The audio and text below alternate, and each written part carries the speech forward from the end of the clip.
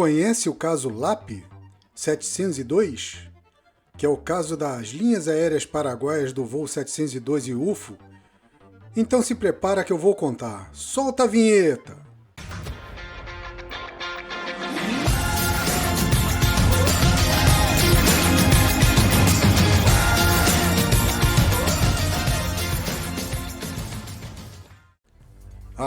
Antes de mais nada, se inscreva e deixe o like para dar uma força ao canal.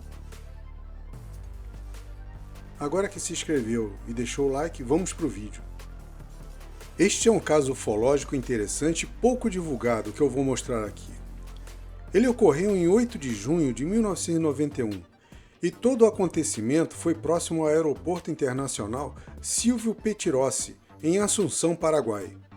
Um Boeing 707 das linhas aéreas paraguaias, com a sigla LAP, tinha como destino Miami e o seu número de voo era 702.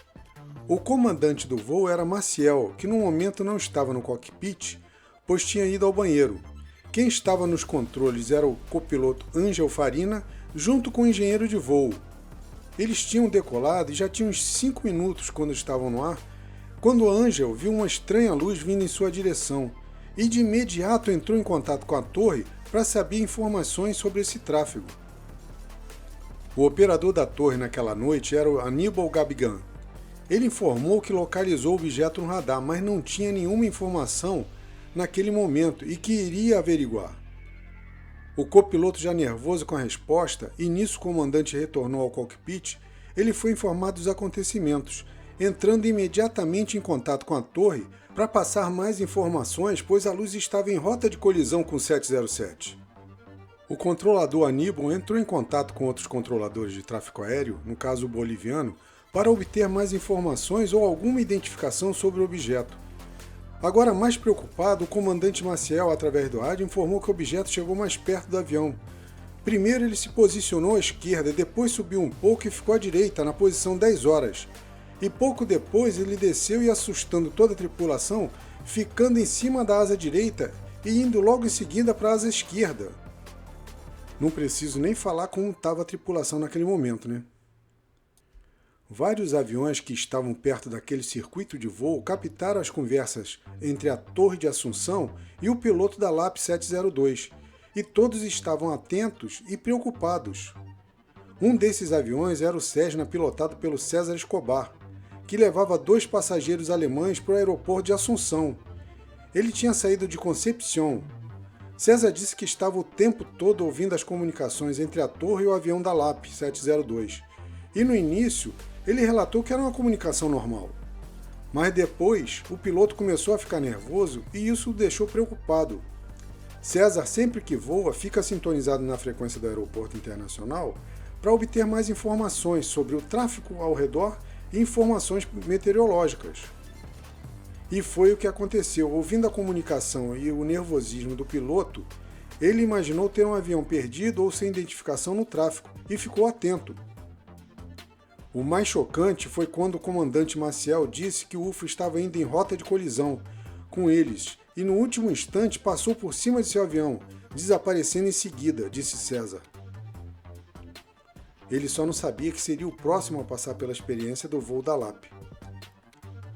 Então César, prestando atenção nas comunicações, observou uma luz vindo em alta velocidade em sua direção.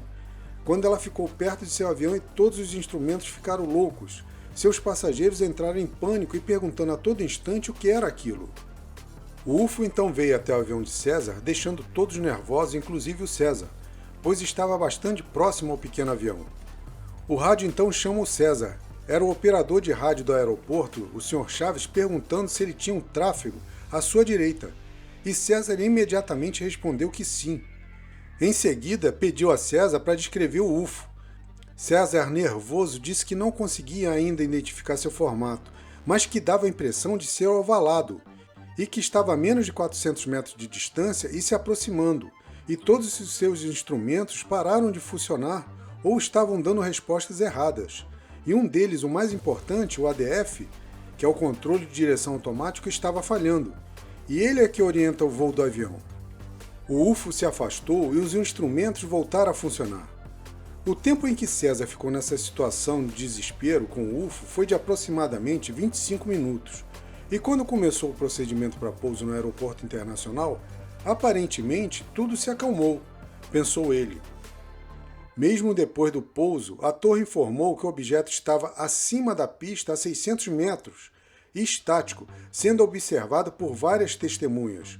O controlador Aníbal Gabigan subiu ao topo da torre de controle, que tinha um terraço, e de posse de um binóculo, conseguiu ver com mais clareza o UFO.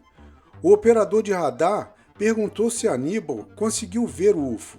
Aníbal respondeu que sim e ficou por 5 minutos observando. Ele disse que o UFO emitia uma luz vermelha muito forte e começou a fazer uma série de manobras e desapareceu em seguida em alta velocidade. O investigador de UFOs do Paraguai, o Sr. Jorge Afonso Ramírez, disse que todos os envolvidos tiveram a maior boa vontade em dar seus depoimentos.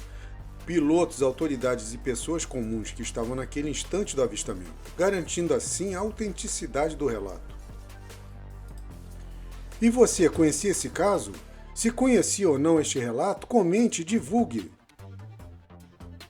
Se gostou do conteúdo deste vídeo, se inscreva, deixe o like e ative o sininho. E eu mais uma vez agradeço e valeu!